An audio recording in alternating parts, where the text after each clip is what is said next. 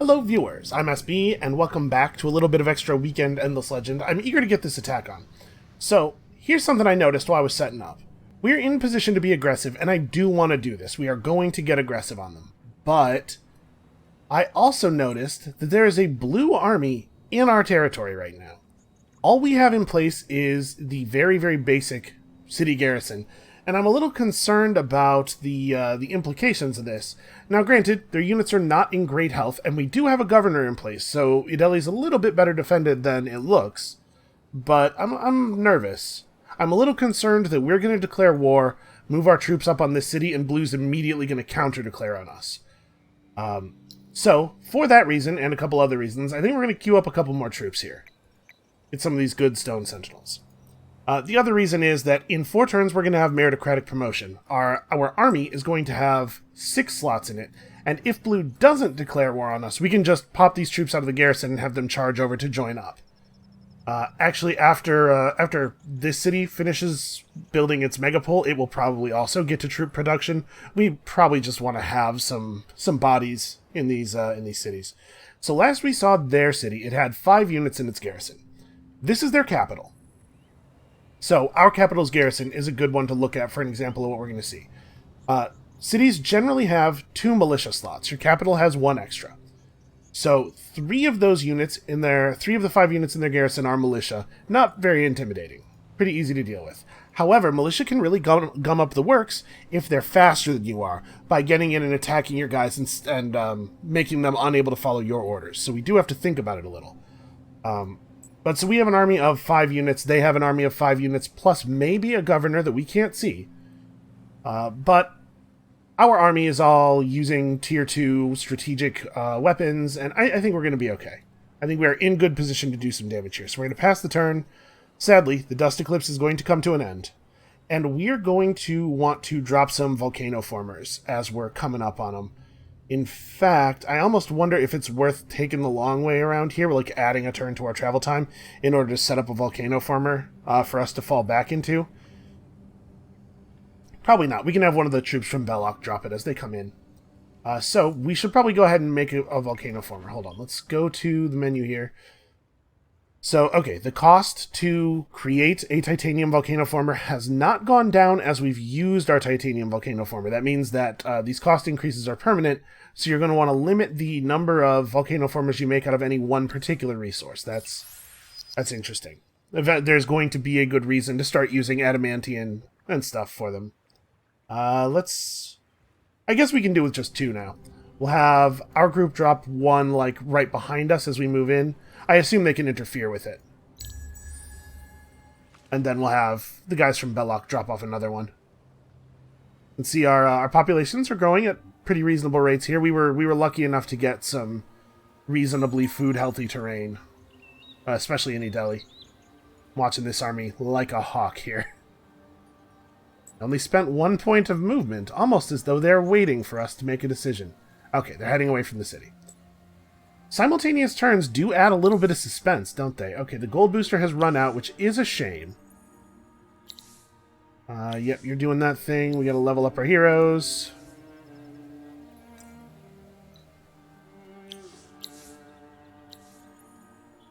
Okay, the extra movement was a good move, I think. We don't really need this accessory slot, like I said, but what we do need is extra damage on our hero, and especially extra initiative on our units. We need this actually very badly.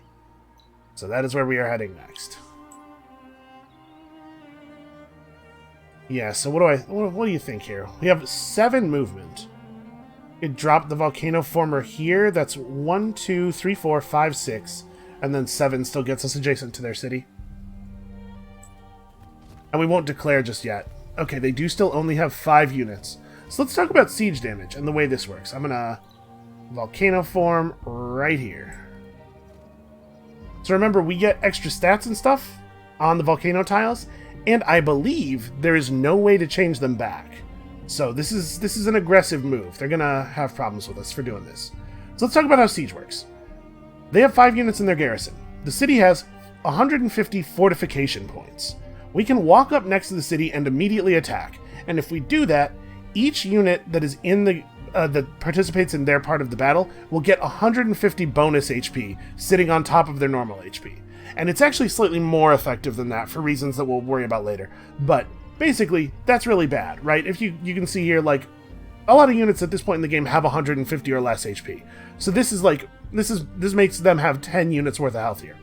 We can reduce the amount of fortification they have by conducting a siege on the city. If we sit outside and besiege it for a while, we can bring that down. And the amount that we reduce it by each turn is based on the fortification damage value of this army. So you can see it won't be a very effective process, but they don't get the fortification if they come out to attack us, and we reduce their ability to do stuff with this city, like build extra burrows and stuff, if we are sieging them. So I think we're gonna get in here and get aggressive, even though our fortification damage is not awesome. I think we have their army at a sort of a low point. Siege. This is... Oh, we don't have enough influence to declare war. We're close. We'll get there. I kind of forgot about that. It's been a little while since I played the game. That's fine. We'll just hang out here by our volcano former. We're just helping to, I know it's hard to eat in non-volcanic territory. We're just helping you out. They're broken lords. They don't really care about food anyway. So I guess we're just going to hang here for a second. We're just going to chill here. By the way, you can see a fortress up here, a piece of a fortress. And if we mouse over the sea region, you can see the border pulsing. They're actually... this is a single fortress region, so it would be really easy to take over. Yeah, they built an extra unit. They are wise to my shenanigans, in part because we gave them time to become wise to our shenanigans.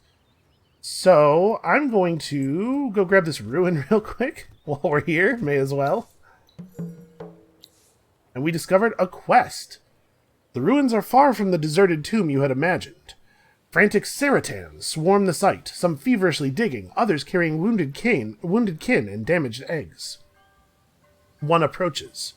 You learn that the Ceratans had thought the ruins a safe haven, but a few days ago the earth shook, burying many of their kin in the underground galleries and tunnels beneath the ruins. Many of the trapped are Ceratan females, refusing or unable to abandon their unhatched young. They ask for your help. So if we bring a settler to these ruins, they will take the settler. The settler will become theirs, and in exchange we will receive this shield that we can equip on heroes. It's okay. It's an okay shield. I don't think it's worth a settler at this point in the game. So I'm not really sure if they can disable this from adjacent territories or if they have to be on it. Like, we might be able to guard it by just standing on top of it. So that's going to be what I do. Yep. This feels bad. This was an error. I forgot about war declarations requiring essence or influence rather. It's okay. It's okay. We're gonna be fine. It's okay. I tried to convince us all. So we should probably build some more units. We could build Ended. Obviously, I'm not super excited about that. Let's see. They have 49 attack and 33 damage. So they're much better at hitting. They have less than half as much defense as our units. We're going to stick with the Stone Sentinels. Yeah, just give me... Oh, we're out of titanium. What is my mining rate? 1. Okay, we can maybe build this then. I think we still want to build the extra Stone Sentinel, though. So, real quick, the 122... industry here, 87 industry here. We're actually doing really, really well on production for this point in the game. And we are 2 turns off of having enough influence to declare war. It is worth noting that there is a Empire Plan phase coming up soon, and if we declare war here, we won't have enough influence to do an Empire Plan and improve our stuff for the next 20 turns. I think that's a trade-off worth making if the war allows us to take this city. Which it's looking like maybe is not going to be the case. I guess we'll find out.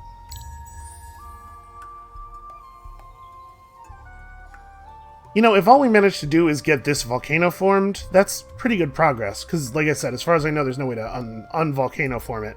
So we're just prepping the region. Let's have this guy start moving toward us immediately. He, unfortunately, is a little bit slower than the army due to not having the movement speed buff from the hero. And what, we're going to put the volcano former down right here, I guess? It seems reasonable. Then we'll put another one down over here somewhere. Yeah. Yeah, we're on the way. We're on the way to a thing. So this turn here is when we have to make the decision. Are we going to spend all this influence? They are at 7 units in their garrison. So I guess the answer is no. Oh, they're ejecting units from their garrison with the intent of attacking us, maybe?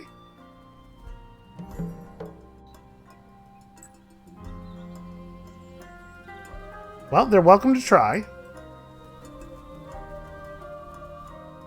So I'm not clear on how this works. The number of movement points an army has is the number of movement points that the unit in the army with the fewest movement points has.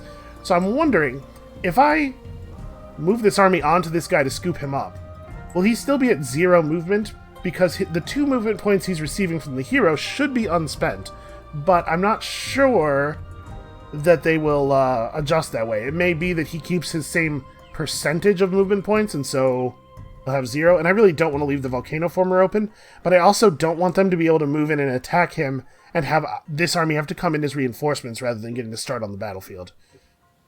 I think it's better off for us to stay in place. The volcano former is important. We could use those extra stats.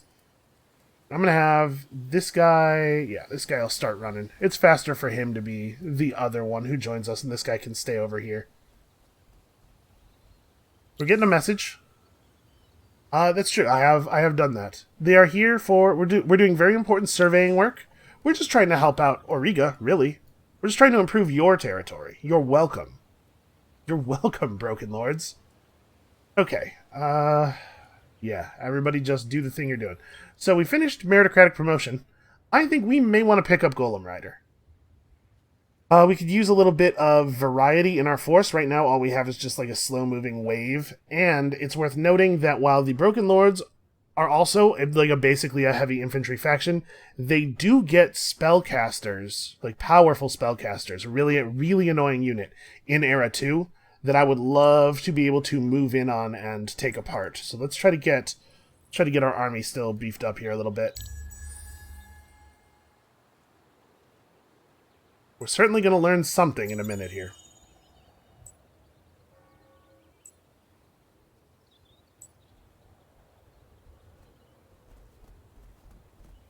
Yeah, I'm really reluctant to move out of this space, honestly. Okay, we're going to move over a little bit. I'm trying to get some vision around here. If we move forward one more space, we won't have enough movement to move back, unfortunately, so I guess we'll just... I was hoping that we could see... Like, they ran off one of the units that was in the city garrison, and I was hoping we could see where.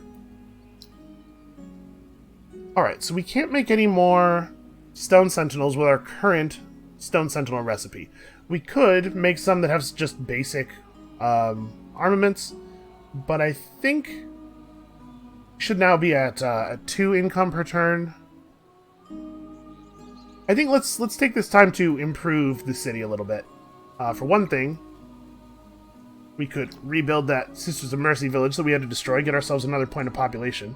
For another, a public library. And then we should maybe start thinking about actually expanding our city a little bit. So if we turn on the display here, which direction would we want to build a borough out in?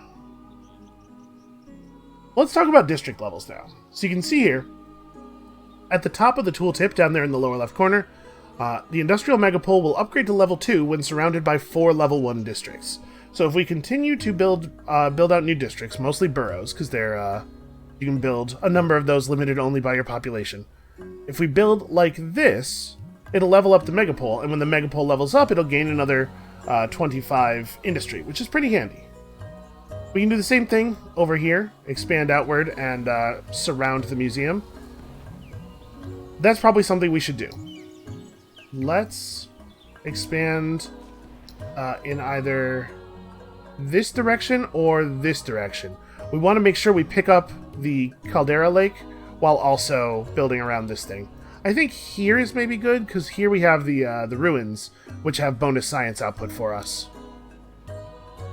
That's also a really good tile. Actually, is it maybe the case that we want to build our district here? Building the district on top of the curiosity does not remove the curiosity. In fact, it really doesn't affect the output of the tile very much at all.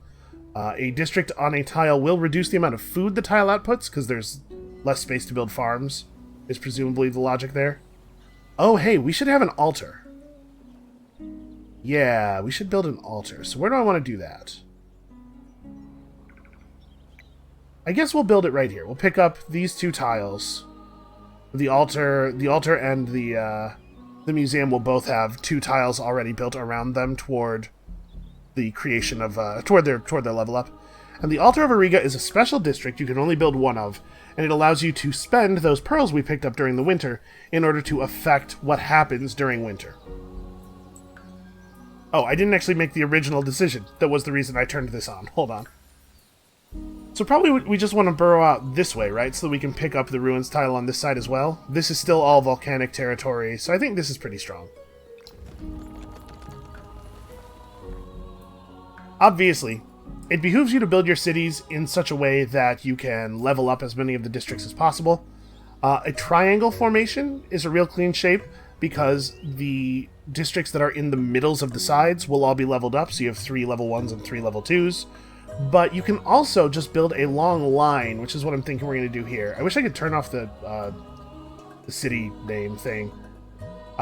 If you just build, like, two lines of districts next to each other, all of the districts that aren't at the very ends of the lines will level up. It's a better way to build a city that you intend to get beyond 6 districts. Also, sometimes it's just a better shape because of the territory it lets you claim.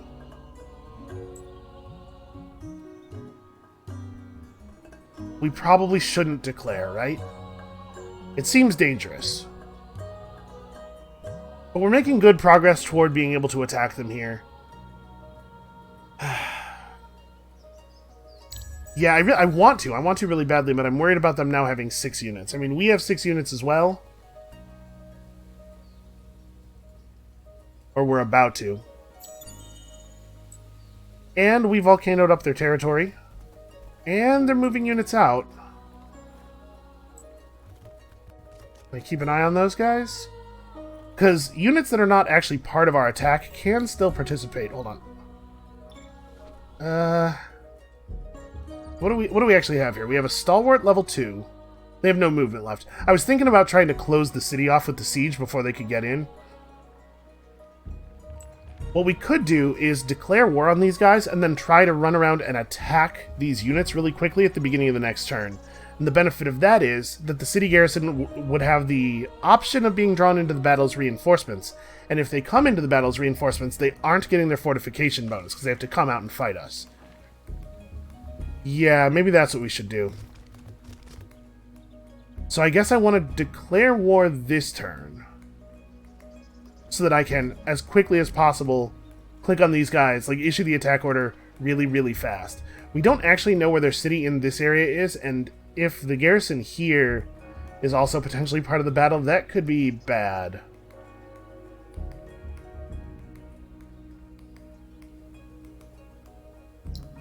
No, let's go for it. I mean, I'm gonna have this this unit head out in this direction too. Let's commit here. Feels a little risky, if I'm being honest. So I'm gonna remember how this game works. This screen. I click on you. You are mildly jealous due to our common frontier. Alright, let's have some words. Let's throw some hands. You got your big metal hands, I got my big stone hands. Let's see who's gonna win. That's true. Cold War is not enough for me. You know I like it hot. Okay, I think we are good to step up to the next turn. Yeah, we got these districts building. Let's do it. So we are going to... Oh, I assumed we would attack through this side. I don't think it actually matters, probably. It kind of does. It matters because of the position of their city, but that's information we don't have, so we can't make a guess at it.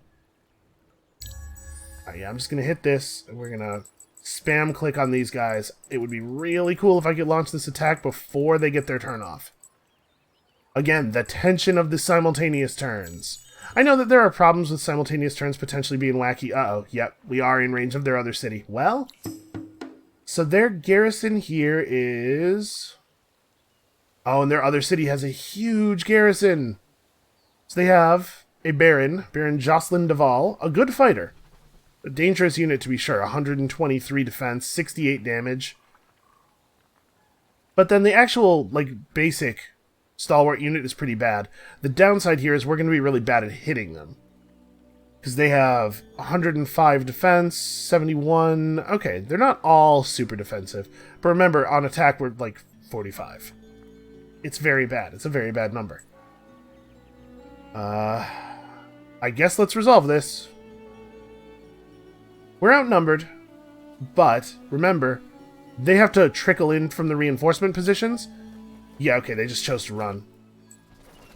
Remember, we cannot attack them again because of action points. We do not have any. Oh, hey, that's all of the stalwarts in the world. All of the rest of them. We found the other ones, guys. Good news. There's a version of this where the best... is the best play to attack them? Because again, it would be great if we could draw the garrison out to fight with us, and by initiating a battle on this side of the city, we wouldn't involve that large garrison. So this guy needs to move forward into a position where we regain vision. Why can I not see these tiles? Okay, well, I'm really surprised that I cannot, from here, see that tile. That doesn't really make sense at all. Alright, here in Belloc, I think we are going to go for another borough. So, the way this works is, you can only build one borough per 2 points of population in the city, one of these borough streets. Fortunately, we got some free districts by building Wonders and our altar. So we actually will be able to do quite a bit here. I think we're going to build this borough here to pick up the other anomaly and get us one more borough toward leveling up both of these buildings. The next borough goes here. So we upgrade the Museum of Auriga again, which gives us another 20 approval in this city. And then the borough after that will go here. And then as we continue to build out from there, we'll continue leveling up districts on the edges of the city. And here I'm wondering if we maybe want to go for the Husbandry Center and just really pump the heck out of the population here. We only get to build one Husbandry Center in our empire. We only get to build one Center for Mineralogy. Right now we're at 23 positive food. Here we're at 40. Honestly, the Husbandry Center should go here, if anywhere. Wait, which of our heroes is the... You're the industry efficiency hero. So yeah, population is more effective in this city anyway. And if we're going to build the Husbandry Center here, it kind of makes sense to build the Center for Mineralogy here as well. You can only actually benefit from only one of them at a time per citizen, but the Husbandry Center will drive our population way up, and then we'll want to... When we build the Center for Mineralogy, we want to do it in a place where the population's super high. So I think we are going to... We're going to let that happen. So I'm just going to build boroughs here. Now, we don't have enough boroughs to actually level up the thing yet. We'll only be able to build one more. We need to get to 8 population, rather. Which will take 7 turns. How many turns is it to build this? Okay, so that's not a huge priority. We don't need to do that just yet. You can see down here at the very bottom of the list of resources that we're pulling, minus 10 approval from the borough streets. Each borough street you build lowers approval in the city. However, each district that levels up to level 2 gains a bunch of approval. Not just enough to offset the penalty, but enough to overwhelm it even. So, I want to build these as close to the building of the next borough as possible so that we are... spending the minimum time with no boroughs leveled up. Which is to say, let's build a golem. We can build a golem every 3 turns at our current rate of resource income, which is fine, not great. Golem riders are just about to be finished. We may want to equip the golem riders with high-level iron gear, just so that we can build them even if we're low on strategics. And I'm trying to move as quickly as possible here to initiate what is maybe a crazy attack. Okay, blue has declared war on us. Great. They did that thing that I was afraid they were going to do. The good news is, we're already building units. So we saw that they have those bird guys I've never been clear on what their name is. It's Arpuja, and I don't know if it's Arpuja or Arpuha, because I don't know. I have no idea what language route we're trying for there. As you can see, we're not going to be able to have an empire plan for 20 turns. This is the cost of this war. Alright, they have a ton of units, but they do have to trickle into the battle, and we have better stats overall. The game's pretty sanguine about our chances. I am less so. I was kind of hoping that they would panic here and just retreat. Wow, stalwarts are slow. Yeah, they have 14 initiative each. So that's actually really good for us. That means we're going to get to control the way this battle is set up a lot. So let's set our hero up over here. Get a nice hard flanking maneuver. And we're going to want to gang up on them as much as possible. Probably goes without saying, I guess. Obviously, just like do as much damage to the smallest possible number of targets. Remove attackers. We have to win this by a lot, actually. It's like really important. This guy has more health. Is he a higher level? Yeah, he's okay. He's level 3. Everybody else is almost level 3. So this is a good example of how many stat points you get out of being a level up. He's 46 attack, 108 defense against 4596. 6 more damage. Quite a bit more health. 22 more health. Alright, let's do it like this. We're gonna blitz them. They were smart. They put their damaged guys in the back so that we're not gonna be able to pick them off super fast. And we are still going to have the problem of it just being really tough for us to do meaningful damage here. They have a lot of defense. Alright, so our hero only has 82. How much movement does their hero have? 2? Alright. So we definitely don't want to follow the default orders and have our hero move here. Because if we do that, their hero is going to be a serious threat to us immediately. We want their hero fighting our stone sentinels. Hits hard, but only has half of the attack. Half as much attack as we have defense. So what we want to do actually with the hero this turn is maybe ride out and charge that guy. Get our good charge bonus, and then, like... You're nice and early in the turn order. Where's this guy? He's back here. Okay, I could have set these up a little bit smarter. What we're going to do, we want to make sure somebody gets to this space so that we can get the best possible surround on this dude. So I'm going to have you move to here. And then you're attacking him, and we need somebody who goes after this guy's turn. What about you? You have 3 move, yeah. To move into this space. That way we're getting 4 attackers off on this guy. You attack there. You attack like this. We're just going to commit our dudes pretty deep. We're going to really focus on these 2 units. This guy's movement is potentially going to screw this up. If he moves to here, it'll make our stuff happen kind of funny. But I think... Oh, no. Okay, never mind. What I was about to say is I think he'll try to move around to the side toward our hero. Never mind. Not going to work like that at all. Okay, so remember, each of their units only gets 1 attack per turn. So when we attack them, their counterattack spends their attack. Oh, don't attack their hero first. That's inefficient. And you can see we made it difficult for them to group up on us in the same way. We're going to have to move and fight a lot of our guys. And with our very, very high defense, we should be able to outlast them, is my hope. Alright, so again, we want to move our hero... I guess our hero can't get hit by theirs, because their hero moves before we do, and we have a solid wall. This guy moving into this space actually turned out to be pretty good for us. You, having 3 moves, still cannot contribute this turn, because you are unfortunately blocked in by this forest. Let's have you move here. You can at least, like, threaten a little flank.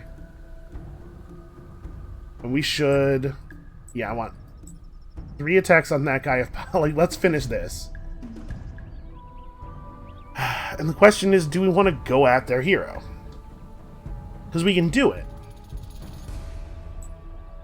Jocelyn might stand in place and attack this guy. I think that's the most likely option. If that's what happens, it might make sense for us to just have our hero move in here, attack like this, have this guy attack like that. We might be able to take her. She has a lot of defense, unfortunately, but we might be able to take her. Oh, I haven't even been talking about morale. We should talk about morale real quick. So you can see here, this hero has 2 points of morale. Those little, like, trivial pursuit wedge shapes around the edge of the circle represent the points. You can have between -6 and +6 morale. Each point of morale you have increases your attack and defense by 15%, which is part of why her defense is so high. And obviously each negative point of morale does the same thing, but in the opposite direction. The reason her morale is high is because she has adjacent allies. Units get 1 point of morale for each adjacent ally they have. Now, these units have full morale because they're standing in city spaces that are owned by their player. Which makes them a little bit of a pain to fight. 54-123 as opposed to like this guy who's at 36-81. That said, we're still going all in on this dude because I think we can take him. You can see our units are right now mostly benefiting from a pretty good amount of morale over here as we form this like tight triangle shape. But as they split our formation up the middle, they're denying morale to a bunch of our guys around the edges here. Also, it's not relevant for this battle, but it will be relevant for future battles. We may as well talk about it now. Units that have ranged attacks generally get negative morale for having enemy melee units adjacent to them. So it's really important that you not let the enemy get in on your archers, not just because your archers will get attacked, but because due to negative morale, they will also lose attack and they'll be less effective at shooting things. Alright, let's murk some dudes here. Let's get some kills. So you guys don't really need to focus on this full health dude that's standing in the city. I think actually what would be best for us is to try to, if we're not going to kill their hero, we should try to kill this guy. I want to kill the hero really badly, I'm just not sure we can do it. We're talking about 65 attack versus 160 defense. It's good that we made so many volcanic spaces here. That's very helpful. Like, what if I do this? Well, no, I would do this, right? We need to have our hero attack their hero. We have more attack than they have defense. But this space is volcanic. We won't have more attack than her defense here. We will have a defensive bonus for standing in the forest, though. And then we do like that. We just try to do our best to take the hero apart. The thing is, the hero's going to survive anyway. Last stand, right? Yeah, this is a bad plan. This is a bad plan. Let's focus on their units.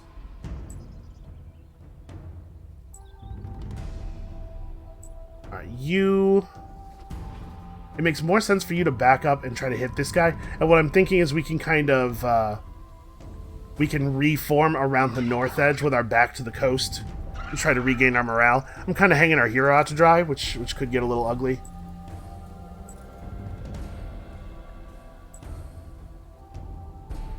Yeah, this should be fine.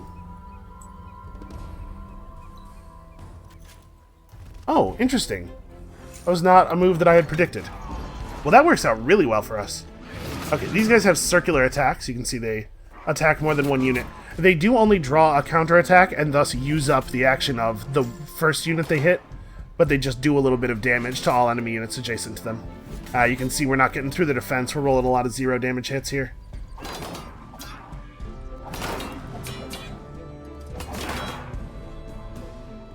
They're having a hard time killing us too, though. Alright, so I'm going to have the hero... Our hero may not get an action this turn, because their hero may run up and hit us. If we do get an action, though, I think actually the thing we want to do is, like, move to here and attack that guy. Use as many points of movement as possible to overcome their defensive bonus. Unfortunately, their Vine Snake gets to go before most of our troops. Does it make more sense to have the hero come back and fight the Vine Snake instead? Maybe, actually. Because this thing is screwing up our ability to run the fight. Notice their militia have higher initiative than one of our guys for some reason. Not 100% clear on that one. Yeah, this attack's okay. We should start focusing on this guy.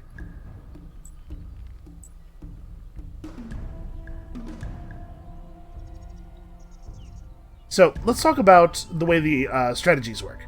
If this unit's commands cannot be executed, it will go on offense, but it will execute as much of its command as possible. So, I was briefly thinking about having this guy move to this hex with an attack order to go here. The upside of that, right, is that he moves into formation with everybody else. We're in a good position to provide each other morale, and then depending on how this breaks up, sort of fall in toward these guys and create a nice strong shape. But if our hero attack kills this dude, this guy will still execute the part of his orders he can do, which is to move to here, and then he'll just do nothing because he has nothing in attack range. So, if I think he should be moved to here, then I might want to have our hero attack the Vine Snake. The biggest danger with the attack in the Vine Snake plan is that we leave our hero in a position where he could get totally surrounded. And we still don't know what their hero will do. Like, none of this... It may be the case that none of this is relevant. I'm actually going to have you focus on that guy. Like, in case the hero gets over here, but the hit isn't lethal, or... it's hard to know what's going to happen, because the Vine Snake gets a turn after our hero, but before everybody else. And then up here, we probably just want to focus on... Honestly, this guy more than anything. Yeah, focus on the guys who are not standing in the city. Like, even though this guy has more health than this guy does, it'll be easier to kill him because we're going to roll fewer zeros because he doesn't have 6 morale. Right, like, what's the defensive bonus? 134 versus 81. Yeah. Alright, we should talk about, also, there are 6 turns in a battle. Oh, that didn't work out. Their hero moved to block our guy's movement. That was remarkably clever.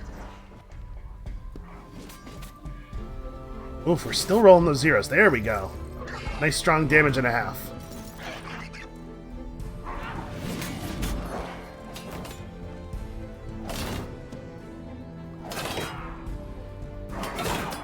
Okay, I mean, this is going alright. It's not super great. How do we want to do this now? So it will, the battle will be 6 turns long, if there's not a winner by the end of the 6th turn, which it's looking like there almost certainly will not be. We are in position to maybe lose a guy here. It's not a big deal. Definitely want to fall back if I'm allowed to. This guy might get munched by their hero, which is... I mean, it's not great, but there's also nothing we can do about it.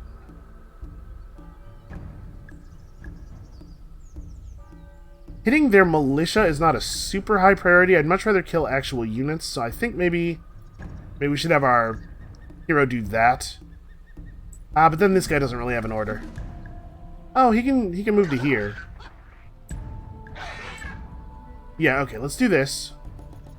He'll be the first of our units to attack this guy. This guy goes after him.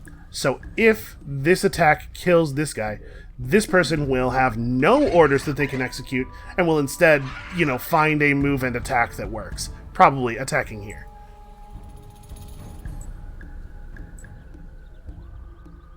Alright, I do want to kill the Vine Snakes pretty badly.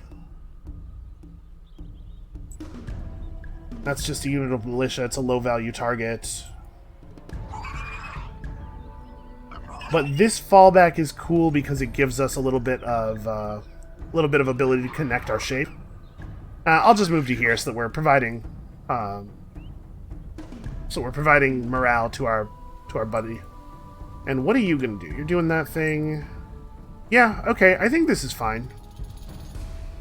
This is not gonna happen. I think this guy gets killed. Yeah. Ooh, 141. Okay. Good stuff. Really good counterattack there. Need to flatten that guy, which actually does screw up our orders. I didn't realize that guy was going so early in the turn. But even as slowly as I've taken this battle, I'm still missing stuff. You can see these big battles in particular can get very complex. Alright, so it is turn 5 now. They still have quite a lot of units left. You can see now they have coming in as reinforcements the units in that army that we forced to retreat earlier. So they're coming in wounded from the retreat. What do we want to do here? The hero is my first concern. Their hero is probably just going to run up and punch this guy. Although, actually, their hero can move to here. Because you can move through friendly units. No, he only has 2 movement, and this is a forest space. So he can't actually move through it. So yeah, he'll move to here and attack our guy. I'm wondering if the right move is to attack their hero with our hero at this time. Their hero is the least valuable unit on the field in terms of lasting damage, because the hero won't die, and Broken Lords have the ability to instantly heal their units with dust. We don't know if they have enough dust to take advantage of that, but as they're a high-level AI, I have to assume that they do. Because resource cheats, you know. You know how high level 4X stuff goes. So, in terms of lasting damage, I want to kill actual units. Which in this case may just mean this militia, right? I wish I could kill a Vine Snake, but I'm really far away from them. Is this Vine Snake? Yeah, you do have the movement, so this guy's going to get hit by that. There's nothing we can really do about that. That's unfortunate. He's going to get picked off. We're starting to suffer losses. We're giving better than we're getting, but still sucks. Okay, so we want to focus on people who aren't the guy in the city, because he has, like, for all the bonus offensive stats he has, he's still probably not going to deal any damage to us. Alright, so I'm going to give some generic orders here, because I'm not exactly sure how things are going to shake out movement-wise. And like I said, they'll try to execute as much of the order as they can. If I say, move here and attack there, this guy dies, you'll still move here. If I say, do this, this guy dies, he has no orders he can follow, and so he'll just make something new up using his offensive strategy, which is just find something I can punch, and punch it good. Yeah, I think this is what we want. Getting a little thin on the ground here. I'm glad this battle's almost over. Okay, a much more reasonable hit there. We can sustain a couple of those. Oh, the stun procced from the hammer. It doesn't matter, because that guy died, but...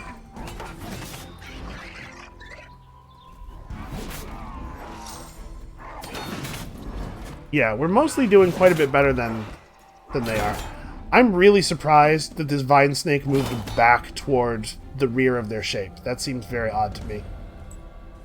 Alright, you need new orders. Do your best to kill that guy? No, you go so... man, this guy goes so late in the formation, like, it doesn't even matter. If you're wondering why he's so slow, he has lower stats than the rest of the guys, because this is the dude that came in as reinforcements. He's not actually part of Makani Che's army, so he's not getting the army boost, which is providing a small amount of initiative. It's a small but relevant amount, though, right? Like, it's making us go before their militia and stuff. Okay, here I can attack a Vine Snake with the hero. So the Vine Snakes have circular attack. They also have sweep strike back, so their counterattack also hits multiple tiles. So if we're going to attack this guy, we should attack him from this space. Because the sweep strike back will cause him to hit the tile that I'm in and the 2 tiles that are adjacent to both me and him. If I attack from here, he hits this warrior, maybe killing it. If I attack from here, that's much better. How am I able to make that move? It says I can. Like, that's drawn as a legal space, but I don't see the path. So we can move through friendlies, but... huh. Oh, no, sorry. I had this guy selected. Yeah, that's totally a legal space for that guy. Yeah, okay, so if I want to hit him, I have to do it from here. Well, we're talking about 124 defense versus 80 attack, and you have 43 health left. You might survive. We're going to have to try it, because I really want to get the Vine Snakes off the table. They have much, much more damage potential than the Stalwarts do. You guys focus on the Stalwarts. Ugh, you don't really have any options at all, huh? Alright, we'll still hit that guy, but do it from over here so we're at least getting some morale buffs. And you... now let's try to make sure the militia dies, I guess? We're gonna take some damage here.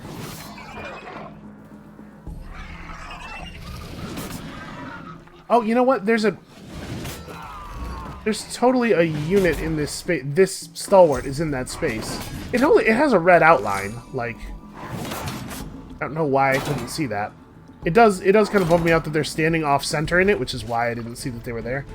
So, in the end, we lost a Stone Sentinel. They lost all these units, but we're in pretty rough shape overall. Well, you may as well merge into this army proper. Get your buffs now. And we don't have an action point left, so we can't initiate an attack. But because we're standing adjacent to the city, we can put the city into siege mode. We have 25 fortification damage now, since we have more troops than we had before. So we're doing a little bit more damage. And this is volcanic terrain, right?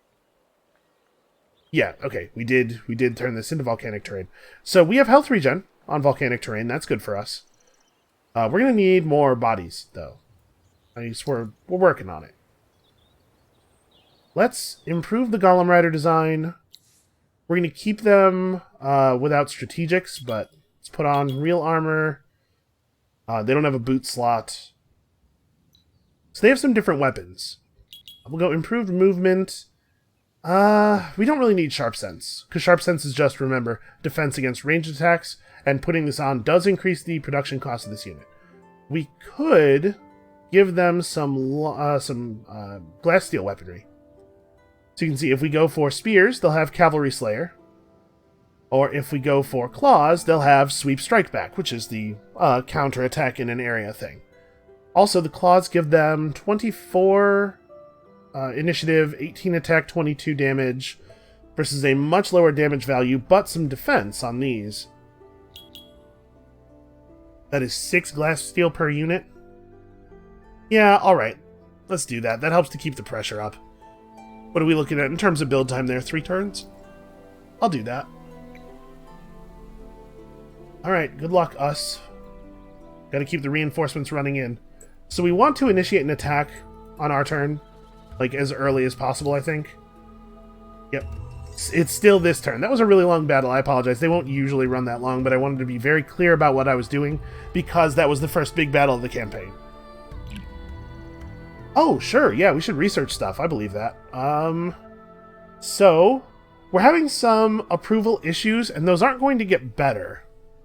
Not quickly, anyway. We should probably pick up the central market. It does also give us some extra food and dust if we can get approval high enough.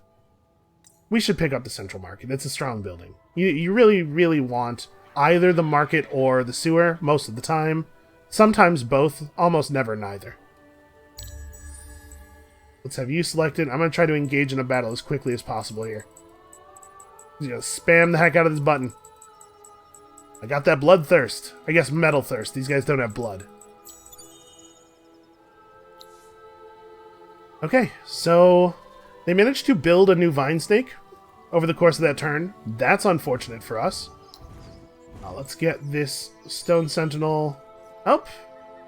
We are being sieged by blue and attacked by blue. Okay, well, if we take Lais, there's a really, really good chance that red will accept peace from us.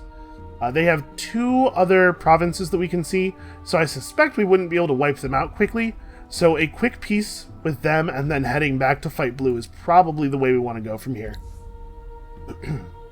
Also, if I lose a game on not even endless, I'm going to be pretty embarrassed. Oh, hey, our cities are close enough together that they provide reinforcements for each other. That's actually going to make this pretty easy, probably. And we have 100 points of fortifications there. Yeah, we're not going to win this battle. Like, we're not going to kill their army, but they're not going to kill ours either. And buying time on that side is really all we have to do. So, let's fight this. Now, our troops are very damaged, so we have to be careful. But we also have a significant advantage in initiative. So let's make sure... I mean, the game's been pretty good about this. Let's put our wounded troops pretty far back. I'm going to try to rush their reinforcement zones. That's my plan here. That's why I'm setting up the way I'm setting up. I want to get into their reinforcement zones and do as much damage in there as possible.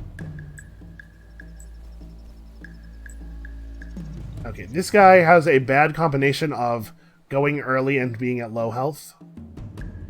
That said, I'd still rather have him in front than the guy with 12. Okay, so we rush the reinforcement zone.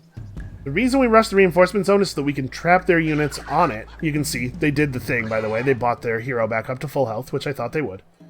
We can trap their units on the reinforcement zone and try to limit the amount of reinforcements they actually get.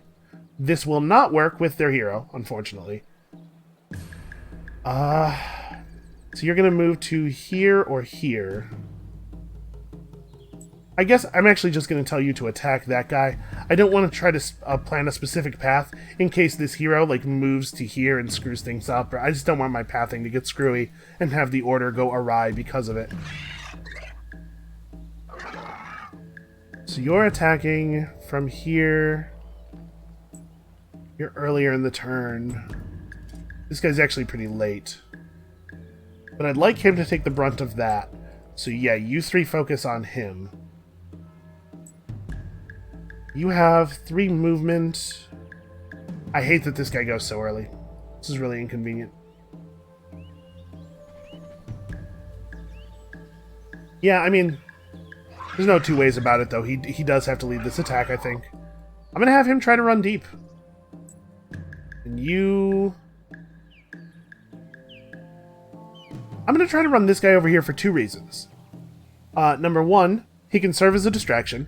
And number 2, he can show up to the battle late because he's really late in the turn and hit somebody in the back. Like, he could add damage in a way that I think shouldn't kill him later on. Okay, not a big surprise there. That's really good. We got a stun on the reinforcement space, so that's going to prevent enemies from spawning there. We managed to get 0 damage out of one of their units, which is big.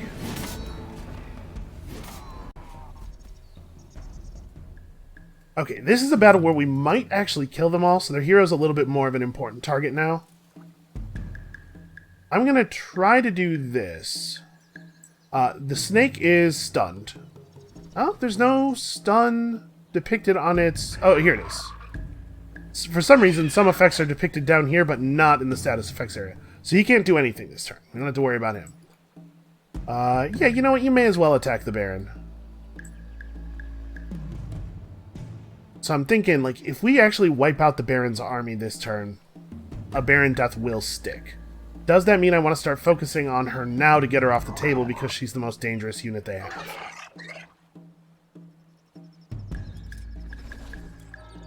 Maybe. Maybe it makes sense to wipe out this last stalwart, but also this guy's got 102 defense. Well, some of you can't reach the Baron. Also, I guess that's maybe not even true, though. We have no idea, because she's going to do stuff. Now, let's try to finish this guy off.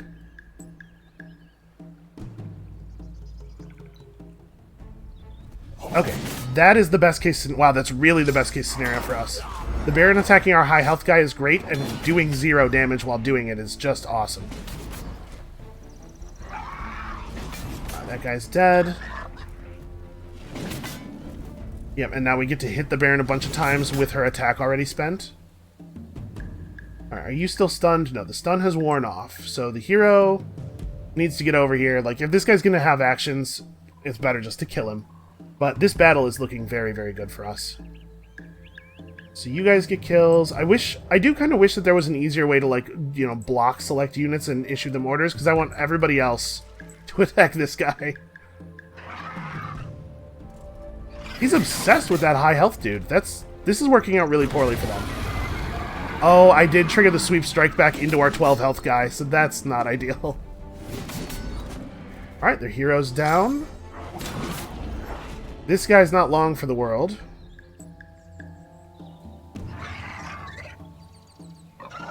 Let's try to make sure we get as many attacks on here as possible. This space will be open. Yep, okay. Those are the right orders.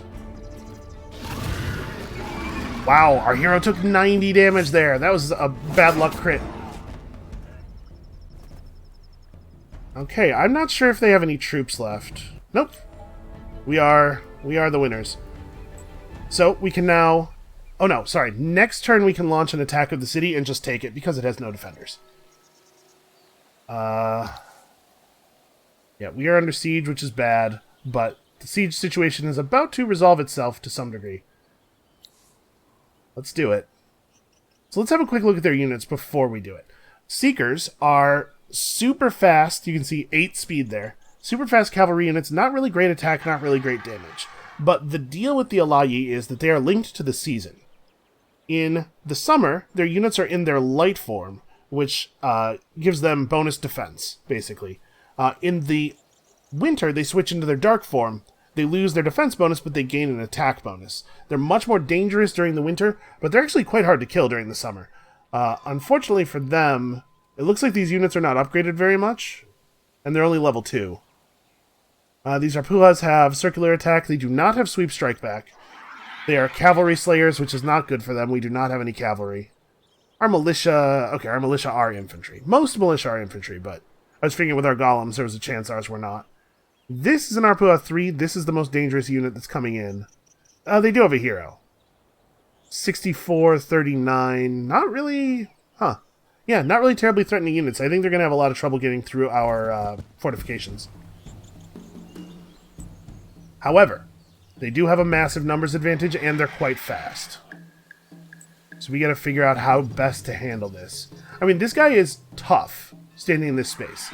He is not currently showing us having morale, but as soon as we hit the deployment button, his morale is going to jump to 6, because friendly city tile. I think that still works while you're sieged. There's a lot of stuff that I've forgotten over the long break. So if I stood back here, they'd still be able to completely surround me, right? This guy goes 1, 2, 3, 4. This guy goes 1, 2, 3. Yes, they're going to get the 5 units around no matter what. This one can't attack me if I back up, but I do think I want to hold a city tile. The reinforcements are going to trickle in over time. You can see all of their units are faster than us. This is going to be a recurring theme. The only reason we got anywhere on the Broken Lords is because the Broken Lords are incredibly, incredibly slow. We're going to be going last a lot. So they could lock our reinforcement slots. That's actually pretty bad for them to do, though, because the battle, they won't be considered the winners of the battle. Like, the city won't fall if we still have units left, even if those units didn't show up in the battle, because they couldn't. So I'm going to plan for him to move to here and attack... Here, 87. These guys have pretty low defense, right? Yeah, okay. Plan to kill as many of these dudes as possible. That's the play. I mean, actually, just try to move here. Let's try to, with our melee units, try to occupy the city spaces as much as possible to benefit from the morale. So yeah, we're not getting a full morale bonus.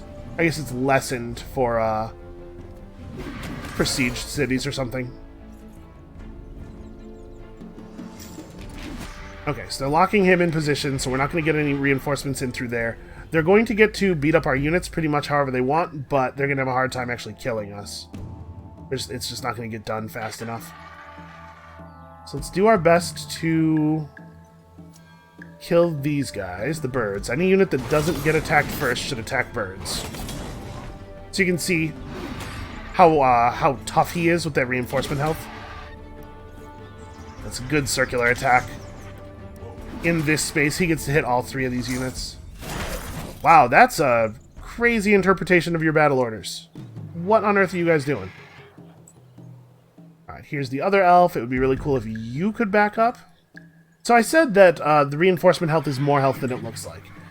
That's because if a hit deals damage to a unit that has fortification health, it will not deal damage to that unit's hit points, no matter how much damage it does or how little fortification the guy has. This guy with 6 fortification, if he got hit for 1,000 right now, it would just strip the 6 fortification. So it's kind of like 100 health in this case, and then also an extra hit of whatever damage. It doesn't work out to be exactly that much, but fortification health is very powerful. Sieging is very powerful because of that.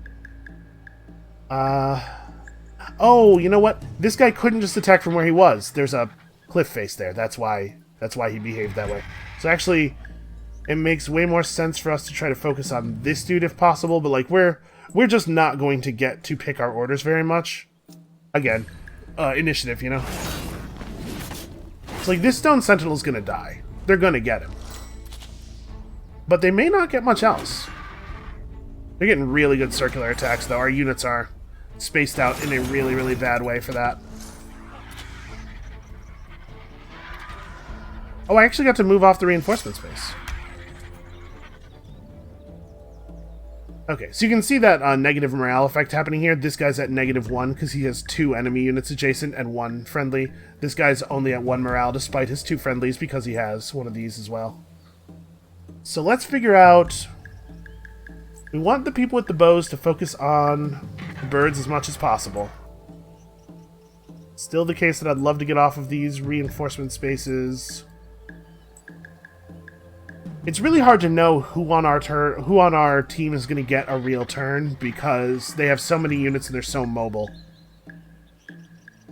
Yeah, I guess just try to finish this guy off if you actually get to pick your own order. This battle is just going to be us responding to their ideas, though. Which is a real shame. That said, Stone Sentinels seem to kick the Alaya units' butts pretty seriously. Yeah, get him. Get that hero. Alright, so our hero's gonna quote-unquote die. Of course, he's gonna last stand, so he'll be fine. Yeah, try to move out of the space if they allow it. You try to get him. You, again, continue trying to move out of the space. And you just keep harassing their hero. Damage dealt to their hero here is more meaningful than damage dealt to the hero in the last battle because these guys don't have the ability to instantly heal. Ooh, good counter hit from the archer there. Alright, that's one of our heroes sort of down. Remember, he won't actually die because his army will be fine. But it does mean that he is no longer participating in the battle, but we're starting to get more units in. They're gonna find themselves hard-pressed to keep up the damage here. Try to kill you. You guys try to focus up on this dude. I mean, you're just taking whatever happens. Yeah, we're dealing better damage than I thought we were going to here. Their units just aren't tough. Aren't good at killing either. Okay, our Stone Sentinel finally died. But yeah, I think our army's not actually going to be hard-pressed to run back. With 98 damage, that was really good. So...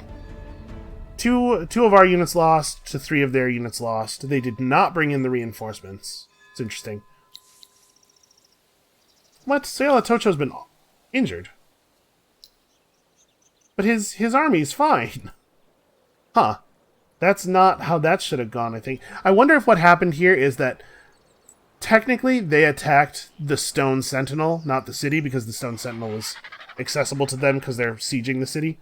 So I wonder if the problem is that the Stone Sentinel, as our initial army, got killed.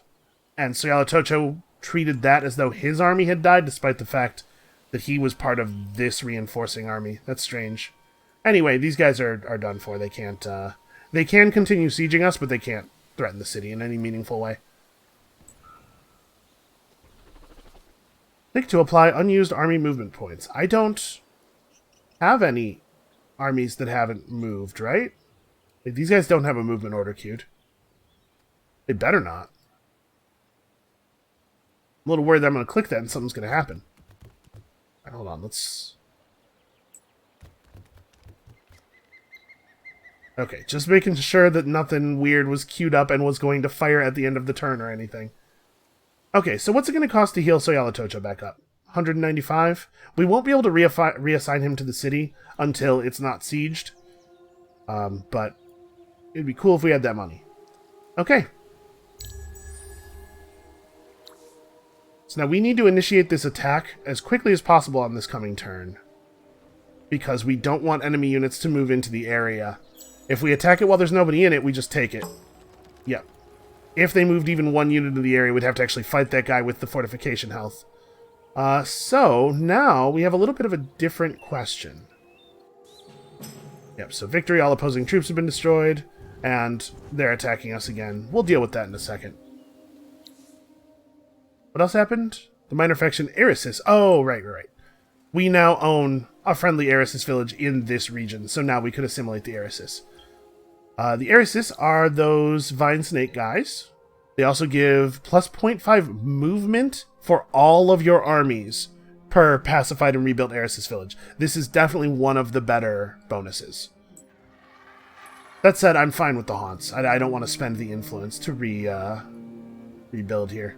So the question is, do we want to try to continue on with our attack on red, or do we want to take a peace offer from red? Because they're weak right now, right? They can't have much in the way of military left. But if blue has another army coming, we probably have to deal with that. Well, I suppose this has to happen no matter what the answer to any of these questions is, so let's just run this fight out real fast. I'll just get in that city and get ready to do. Now, there is some danger in putting a unit here, because a flying unit could attack them over the cliff and they wouldn't be able to... They still get their counterattack, but I wouldn't be able to issue attack orders back. But here, they're just going to get surrounded by unfriendlies. You know what? Given the value of these unfriendlies, that's probably fine. They are bringing in those reinforcement units now. I don't think that'll matter. Okay, so they get to go first. The bird is definitely more dangerous.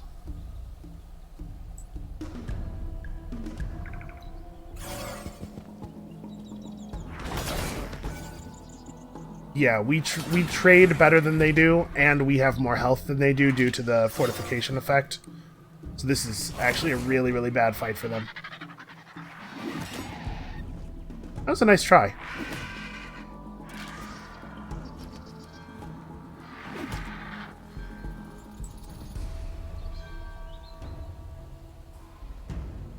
Nah, focus on the bird, right? Focus on the bird. Always focus on the bird. These units probably don't get a lot of say in who they attack. The hero actually might, though.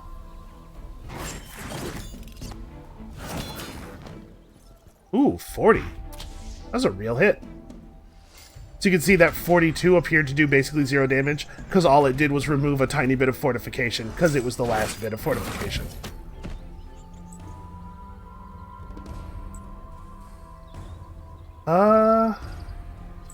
That's reasonable. Yeah, you try to kill the bird. If the bird's still up, you guys focus on their hero. Yeah, we're actually going to completely wipe this army out. This battle, probably. Their hero's doing, like, real damage, though. It's very annoying. And their bird is doing a good job of keeping my hero locked down.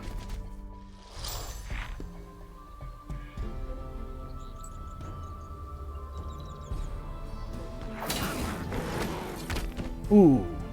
That was pretty crushing.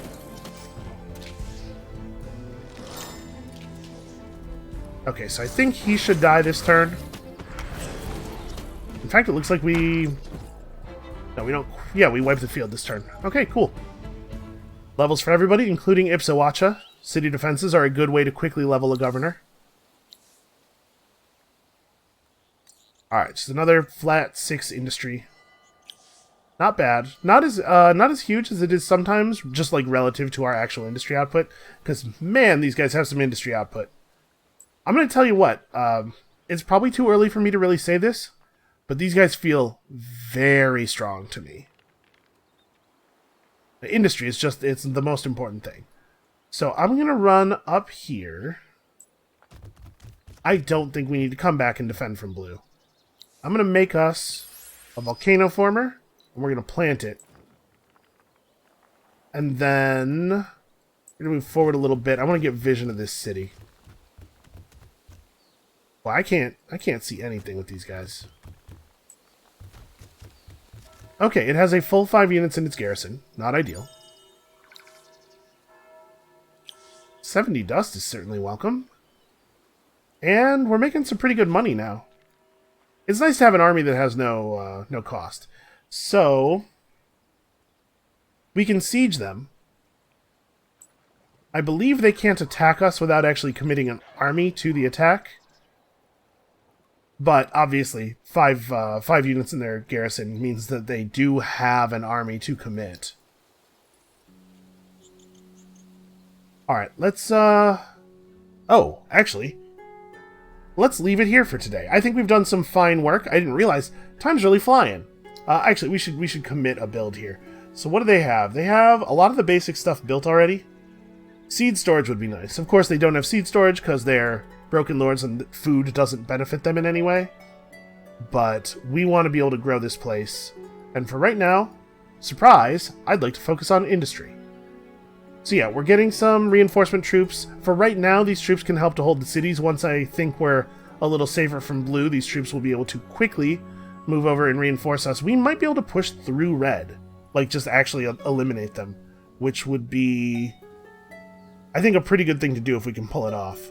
And then, if we take Olaf first, we sweep down to here, get this city, and then we can push straight into blue stuff from there. Yeah, this might work out really well for us. Blue may have actually just saved us some trouble by paying the war declaration cost for us. So that's going to be it for us for today. Thank you all so much for watching. Come back next time for violence. Hey, that's what it's going to be. It's going to be violence, and we all know it. And we'll see you then.